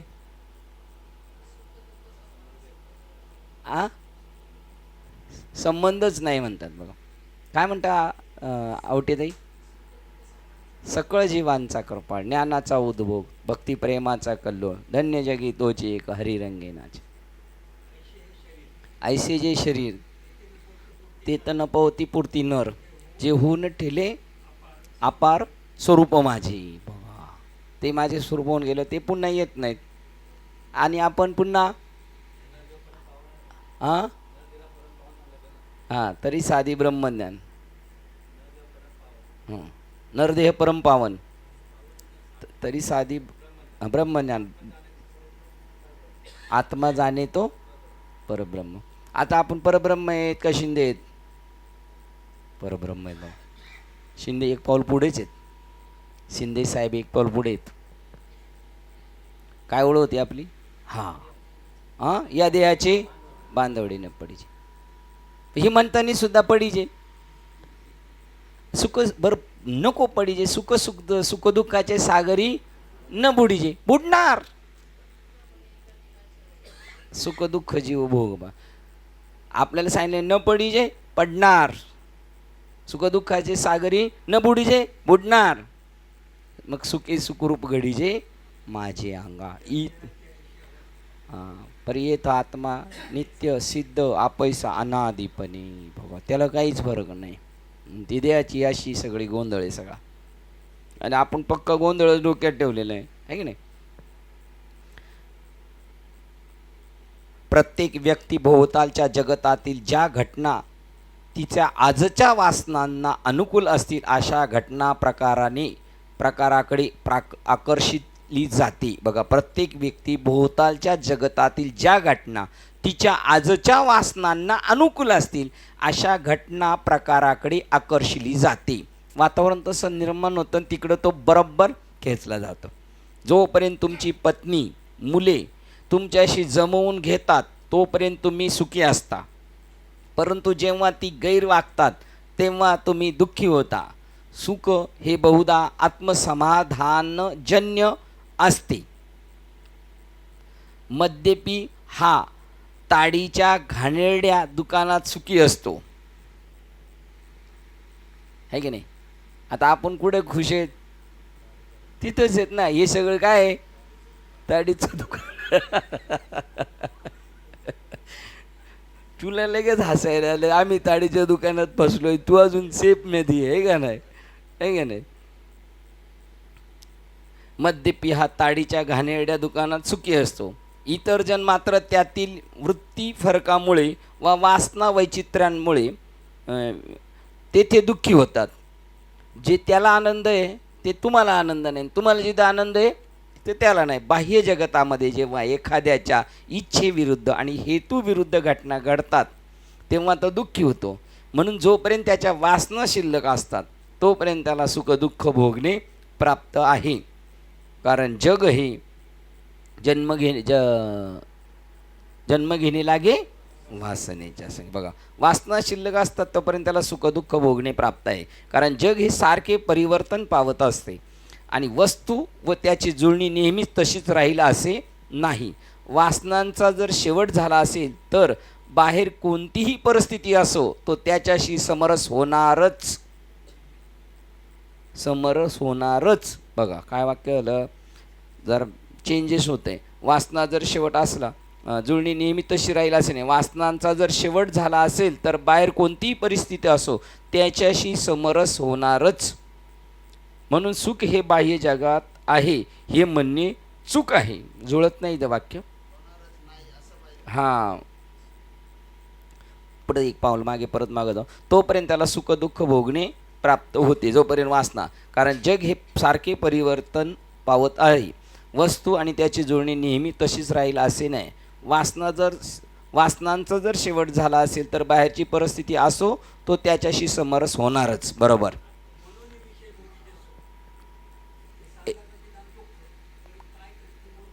हां, इथे काय सांगितलं, जर याच्या वासना संपल्या तर तिथं वातावरण जसं असेल त्याच्याशी तो जुळून घेईल. आणि वासना संपल्या तर जसं आहे तसं ठेविले आनंद ते, मग तो तिथे प्रसन्न राहील असं म्हणतात, है ना?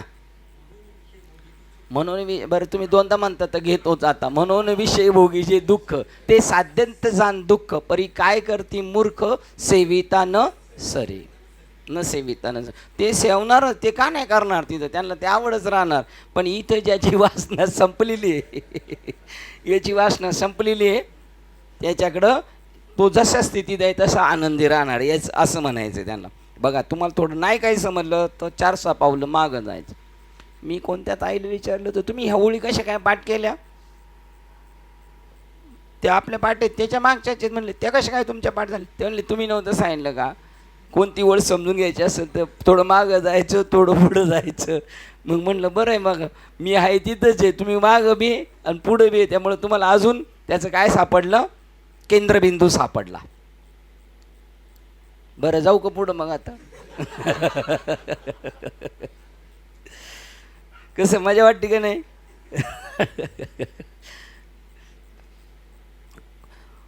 त्याचा वासनांचा जर शेवट झाला असेल तर बाहेर कोणतीही परिस्थिती असो, म्हणजे अनुकूल असो किंवा प्रतिकूल, तो तसाच राहणार असं म्हणणं आहे त्यांचं. परिस्थिती असो तो त्याच्याशी समरस होणारच. म्हणजे प्रतिकूल असलं पण त्याच्याशी, अनुकूल असलं तरी त्यांच्याशी. बाहेर सुख म्हणून सुख हे बाह्य जगात आहे हे म्हणणेच चूक आहे. सुख कुठे आहे? तैसा हृदयमादी असता सर्व सुखाचा आरंभ. बाहेर काहीच नाही, ते तसे नसतेच. मग बघा हा कसा राहणार? याच्या वासना संपल्या म्हणून सुख दुःख नाही. वासना असली, समजा आपल्याला अमुक आता वाटते मला गाडी पाहिजे, जोपर्यंत गाडी नाही भेटत तोपर्यंत माझं स्थिर नाही राहणार, चंचल राहणार. आणि कुठपर्यंत जेव्हा गाडी येईल त्याच दिवशी फक्त सुख या, तर दुसऱ्या दिवशी परत पार्किंगचं प्रॉब्लेम. आलात का प्रॉब्लेम सगळं. मग तो त्याच दिवशी फक्त त्याचं चित्त स्थिर झालं, वासना संपली का सुख. म्हणून सुख हे बाह्य जगात आहे हे म्हणणे चूक आहे. ते तसे नसतेच. सुख हे अंतर्यामी असते आणि ते पूर्णतः भोगत्याच्या मनस्थितीवर अवलंबून राहते. बघा, कोणाच्या ते सुख अंतर्यामी असते आणि ते पूर्णतः भोगत्याच्या मनस्थितीवर अवलंबून राहते. तुमची मनस्थिती जर समाधानी असेल तर तुमच्या चित्तावर कोणताही मनावर परिणाम होणार नाही. आणि जर तुम्ही धरसोड असाल तर होणार. कोणतीही परिस्थिती निर्माण त्यातून तोल सांभाळण्याचे रहस्य जर मानवाला माहीत असेल तर आपल्या आंतरिक सुखाकरता तो बाह्य जगावर अवलंबून राहण्यापासून पूर्णतः स्वावलंबी बनतो. बघा, त्याला ती टॅक्स सापडली पाहिजे. जो युक्तिपंथे पार्था अशा पद्धतीने चढे मोक्ष पर्वता, तो महासुखाचे निमाता. नक्की या ओळीच्या मागं पुढं तशा अजून ओळी भेटणार आपल्याला. जो युक्तिपंथी, कोणती युक्ती, तिथे युक्ती दिलेली असेल आणि त्या युक्तीचं सामर्थ्य हे करतात ते. अशा तऱ्हेने सुख आणि दुःख या जीवाच्या अवस्था होत. आता प्रमाण आलं तुमचं. सुख दुःख जीव भोग पावे. जीवदशा आहे, सुख आहे, दुःख आहे. तुका म्हणे एका देहाचे अवय, सुख दुःख जीव भोग पावे. जीवदशेतला आहे, भोग पावतो सुख दुःख. आणि विष्णुमय जग वैष्णवांचा धर्म, त्याला सुख दुःख नाहीत आणि याला मात्र सुख दुःख आहे. जर तू विष्णूच्या धर्मावर राहिलास तर कोणाही जीवाचा न गडो मत्सर. मत्सर केव्हा येतो? आपल्या विरोधाभास असेल त्यावेळेला, म्हणजे दुःख परिस्थितीत येणार. सुख परिस्थितीत मत्सर नाही होत, मग तर आनंद निर्माण होणार, प्रेम निर्माण होणार. अशा तऱ्हेने सुख आणि दुःख या जीवाच्या अवस्था होत. जेव्हा जीव अनुकूल वातावरणात असतो तेव्हा तो सुखी असतो. बरं, जीव खरा नोहे ही माया, खरं नाहीच आहे, पण तरी त्याने ते खरं मानलं. जेव्हा तसा नसतो, बघा वातावरण, जेव्हा जीव अनुकूल वातावरणात असतो तेव्हा सुखी असतो, जेव्हा तसा नसतो तेव्हा तो दुःखी असतो. मी जीव नसल्यामुळे मीच या सर्व दुःखाचा सर्व काळी प्रकाशक असतो. बघा, तो जीव आहे म्हणून सुखी आहे, तो जीव आहे म्हणून दुःखी. इथं लगेच ट्रॅक चेंज झाला. मी जीव नसल्यामुळे मी सर्व सुखदुःखाचा सर्व काळी प्रकाशक असतो. बघा, मी याचा प्रकाशक आहे, सुख आणि दुःखाचा, मी जीव नसल्यामुळे. परंतु आत्मतत्व जेव्हा मनाच्या द्वारा कार्य करते तेव्हा मग ते जीव होते. परंतु आत्मतत्व जेव्हा मनाच्या द्वारा कार्य करते तेव्हा बाह्यता जीव म्हणून भासतो. जीव म्हणून भासतो, तो तसा नसतो. आभास मात्रम, माझी आरशातील प्रतिमा. बघा कसं उदाहरण देतात. हे सुचायला त्यांना हे सुचलंय ना आपल्यासाठी, आपल्याला शहाणं करण्यासाठी. बघा, माझी आरशातील प्रतिमा आरशाच्या वक्रतेवर अवलंबून राहील. तो जर अंतर्गोल आरसा असेल तर माझी प्रतिमा खुजी, जर तो बहिर्गोल असेल तर प्रतिमा मोठी. माहिती ना ते काय ते, हा फुगलेल्या जागेवर टम असा होणार, नाक फ्लॅट, चेहरा असा, ठीक आहे ना. तो कधी दिसणार साहेब? वक्रतेवर अवलंबून राहील. जर तो अंतर्गोल असेल तर प्रतिमा खुजी आणि जर तो बहिर्गोल असेल तर प्रतिमा मोठी. तुमच्या ट्रेनमध्ये बघा कधी कधी ब्रिजवरून उतरताना सगळीच माणसं पिवळे दिसतात. का? तुमच्या ट्रेनच्या ब्रिजवरून कधी कधी उतरताना सगळीच पिवळी दिसतात. माहिती आहे तुम्हाला? तो फोकस लावलाय ना सगळा. कधी कधी काहींच्या ठिकाणी गेलं साधारण लालपणा दिसतो, सगळीच माणसं थोडी थोडी लाल दिसतात. ती त्याची आहे, आपण तसे नाहीत. बहिर्गोल असेल तर प्रतिमा मोठी आणि जर सपाट आरसा असेल तर प्रतिमा माझ्या मूळ आकाराची आणि आकारमानाची असते. डबक्यातील पाणी संत अविचलित असेल तर त्यात पडलेले प्रतिबिंब संत असणार. जेव्हा पाणी हलते तेव्हा प्रतिबिंब विकृत होते, परंतु ती स्वतः मात्र बदलत नाही. बघा, या सगळ्या घटनांपासून तो त्या आरशाच्यापासून पूर्ण वेगळा आहे, पण तो आता दिसतो वेगळा. तसं तुम्ही जगात येता, बाह्य जगात वावरता, तसं जरी तसे दिसले तुम्ही तरी तसे तुम्ही नाही. हे देवाला पूर्ण जाणीव आहे. देवानी छल कपट केलं तरी काहीच केलं नाही, हे की नाही. आणि देवानी श्रीमद भगवद्गीता सांगितली तर सांगितली का नाही, तरी सुद्धा काहीच केलेलं नाही. जेवी छायेचा मान अपमान, पुरुषानं बानी अनुप्रमाण, पुरुषानं बाधी अनुप्रमाण, थोड्याही प्रमाणाने बाधणार नाही. तेवी देहाचे कर्माचरण निराभिमान मुक्त असे. एक जोडप्याचं उदाहरण दिलं इथं. छाया, आणि छायेचा अपमान केला तरी तिच्या पुरुषाला काही राग येत नाही, ठीक आहे नाही. छायेचा अपमान केला म्हणून पुरुषाला राग येत नाही. तेवी जीवा जीवा देहाचे कर्माचरण निराभिमान मुक्त असे. जीवाला देहाचं कर्मन बद्धतेच आणि त्या मुक्ताला सोडून देणार.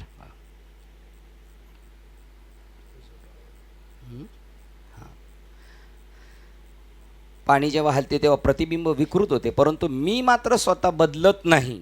खुजेपणा अगर लांबटपणा, स्पष्टता अथवा विकृतता हे गुण प्रतिमेचे असतात, माझे मुळीच नव्हे. त्याप्रमाणे सुख दुःख हे आत्म्याचे, आत्मतत्वाचे नव्हे. आत्मतत्व हे सदा आनंद स्वरूप, सदा आनंद स्वरूप असते.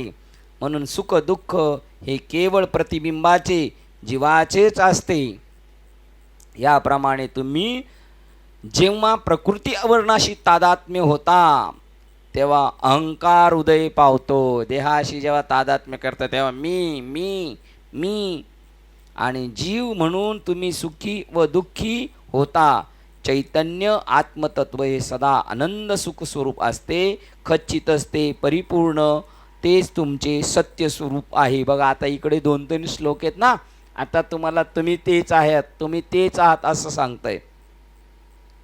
सुख स्वरूप असते, चैतन्य आत्मतत्व हे सदा आनंद सुख स्वरूप असते, खचितच पूर्णत्व हेच तुमचे सत्य स्वरूप आहे. कोणाचं? आपलं सर्वांचं. परंतु जीव या नात्याने तुम्ही अपूर्ण आणि दुःखी आहात. आपलं स्वरूप तसं आहे, पण आपण जीवदशा धरल्यामुळं सुखी आणि अपूर्ण आणि दुःखी आहात अशी तुम्ही स्वतःच भ्रांती करून घेता. तुम्ही कधीच सुखी नाहीत आणि कधीच दुःखी नाही, त्याच्या पलीकडे. पण तुम्हाला काय झाली? भ्रांती. आणि आता आपण तर सांगतोय प्रवचनात, जेने भ्रांतीपासून हिरतले. कोणी? मी नाही, जेने जेने भ्रांतीपासून हिरतले गुरुवाक्य मन धुतले, मग आत्मस्वरूपी घातले हरून या. जेने तेने आपलं काही संबंध नाही. मी व्यक्त ना अव्यक्त, नित्य ना नाशिवंत, हे भावे हे होवे, भावे अतीत, ह्याच्या भावाने अतीत व्हावं, मग अनादि सिद्ध. जय भ्रांती से जे सुचला, स्वप्न सुखे भुलला अद्वयपणे, तो ज्ञानदेयीचे येईला अद्वयपणे. जो भ्रांतीशी जे उठला, झोपेतून उठला तो सुत. याच्यातून तुमची काय ओळख कशातली होती तुमची? पाठवा मला. काय बाबा घ्यावं असं का नाही? यांच्याकडून काय घ्यावं, त्यांच्याकडून काय घ्यावं, त्यांच्याकडून काय घ्यावं, भ्रांती करून घेता. बघा प्रेमाची आत्मार्थता. बघा प्रकरणाचं नाव आहे, श्लोक क्रमांक 106 वाचतो. वस्तुविषय हे सुखदायक असतात, कारण आत्मतत्व त्याच्याद्वारे अभिव्यक्त होत असते. म्हणून वस्तुविषय हे सुखदायक असतात, कारण आत्मतत्व त्याच्याद्वारा अभिव्यक्त होत असते. एखादी वस्तू आपल्याला भेटली, तिचा उपभोग घेतो आपण, त्यावेळेला आपण त्या वस्तूचा उपभोग घेत असतो का आत्मस्वरूपाचा आनंद उपभोगत असतो? आत्मस्वरूपाचा. पण दिसतोय कशाच्या माध्यमातून? त्या वस्तूच्या माध्यमातून. म्हणून वस्तुविषय हे सुखदायक असतात, कारण आत्मतत्व त्यांच्याद्वारा अभिव्यक्त होत असते. म्हणून स्वतंत्रपणे नव्हे, त्याला स्वतंत्रता ते नाही प्रगट होऊ शकते कोणाच्या तरी माध्यमातून. शिवाय आत्मतत्व हे स्वरूपताच सर्वात प्रिय असते. एकमेकाबद्दल आता जी आपल्याला आपुलकी निर्माण झालेली आहे ती शुद्ध भावातून झालेली आहे. कारण आपण प्रत्येकजण आत्मस्वरूपावर आहे. आत्मा तत्वता वस्तुता सुद्धा शुद्ध प्रेममय आहे. तो प्रेमानंद बाबा. शिवाय आत्मतत्व हे स्वरूपता सर्वात प्रिय असते. सगळ्यात आपल्याला काय आवडतं?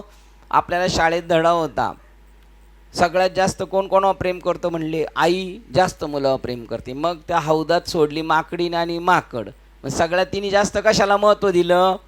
स्वतःच्या आत्मस्वरूपाला, जीवभावाला. म्हणून आत्मतत्व हे नेहमी आनंद स्वरूप असल्याने त्याच्या वाट्याला कधी दुःख किंवा संकट येत नाही. असा मागे पुढे उभा राही. निवारित आलिया आघात निर्वाणी गोविंदा काहीच साकडे. म्हणजे काय? तो स्वरूपावर आरूढ असतो. म्हणून जगातील वस्तूविषय हे खचितच सुख देणारे असतात. बघा, जगातील वस्तूविषय हे खचितच सुख देणारे असतात, परंतु जेव्हा ते आत्म्याकडून जीवतत्वाकडून प्रकाशित होतात तेव्हाच मी जिवंत आहे, तोपर्यंतच वस्तू सुखकारक असतात. बघा, जगातील वस्तूविषयी हे खचितच सुख देणारे असतात, परंतु जेव्हा ते आत्म्याकडून जिवंत तत्वाकडून प्रकाशित होतात तेव्हा ते मी जिवंत आहे तोपर्यंत वस्तू सुखकारक असतात. या मोबाईलला किती आनंद आहे, याच्याकडून आनंद आहे, पण याच्यात आनंद आहे, याच्याकडून मला आनंद भेटतो, पण याच्याकडून मला आनंद केव्हा भेटेल? मी जिवंत आहे, आत्मस्वरूप माझ्यात आहे तोपर्यंत याला किंमत. माझ्यातलं आत्मस्वरूप गेलं का हे प्रेममय नाही, याला सुख पण नाही दुःख पण नाही, याची जाणीव नाही. आपल्याकडे आपली वेळ संपलेली आहे, आपण थांबू. 106ला आत्मा प्रिय स्वरूप आहे आणि आत्म्याची अनुभूती कशातून भेटते? विषय वस्तूकडून भेटते. विषय वस्तूमध्ये प्रियत्व आनंद कुठपर्यंत आहे? जोपर्यंत माझ्याकडं आनंद आहे, प्रियत्व आहे, तोपर्यंत त्या वस्तूमध्ये मी नसताना त्याला काही किंमत नाही. अशा पद्धतीने आपण श्लोक क्रमांक 106 वाचून फक्त थांबतोय. ग्रंथराज विवेक चूडामणी 106 नंबरचा श्लोक वाचून थांबतोय. उद्या पाहूया. उद्या 21 तारीख आहे ना? उद्या संकष्टी असल्यामुळे उद्याच्या दिवस सुट्टी आहे. उद्या संकष्टी निमित्ताने कीर्तन आहे, त्यामुळे उद्याच्या दिवस सुट्टी. परवा आपण भेटूया. झालेली सेवा हृदयस्थ सद्गुरू सच्चिदानंद श्रीपाद बाबा रामदास बाबा ग्रंथ विवेक चूडामणी संत मालिका तसेच तुम्हा संत वृंदांच्या चरणावर सेवा समर्पित करून सेवेला इथे पूर्ण विराम देऊया. पुंडलिक वरदे हरी विठ्ठल श्री ज्ञानदेव तुकाराम पंढरीनाथ भगवान की जय. माऊली ज्ञानेश्वर महाराज की जय. जग संत तुकाराम महाराज की जय. शांती ब्रह्म एकनाथ महाराज की जय. सच्चिदानंद श्रीपाद बाबा की जय. सच्चिदानंद रामदास बाबा की जय. अवधूत चिंतनम श्री गुरुदेव दत्त गोपाल कृष्ण भगवान की जय. हरे भाई सब संतन की जय. गणपती बाप्पा मोरया. आता विश्वात्मके देवे येणे भाग्यज्ञ तोषावे तोषोनी मज द्यावे पसाय दाने. जय कळांची व्यंकटी सांडो दया सत्कर्मी रती वाढो. भूता परस्परे जडो मैत्र जीवांचे दुरितांचे दिमिर जावो. विश्व स्वधर्म सूर्य पावो. जो जे वांचिल तो ते लाभो. प्राणी जात वर्षद सकळ मंगळे ईश्वर निष्ठांची मांदियाळी. अनवर्त भूमंडळी भेटतो दयापुरा. चला कल्पतरूंचे आरव चेतना चिंतामणीचे गाव. बोलते जे अर्णव पियुषांचे चंद्रमे जे अलांछन. मार्तंड जे तापहीन ते सर्वाही सदा सज्जना. सोयरे होतो किंबहुना सर्व सुखी पूर्ण होई ती लोकी. भजिजो आदि पुरुषी अखंडित आणि ग्रंथोपजीवे विशेष लोकीये. दृष्टादृष्ट विजय होवा विजय. एतमणे श्री विश्वेश्वराहो आहोई दान बसाहो. येणे वरे ज्ञान देव सुज्ञा झाला. येणे वरे ज्ञान देव सुज्ञा झाला. येणे वरे ज्ञान देव सुज्ञा झाला. हरि ओम शांती शांती शांती.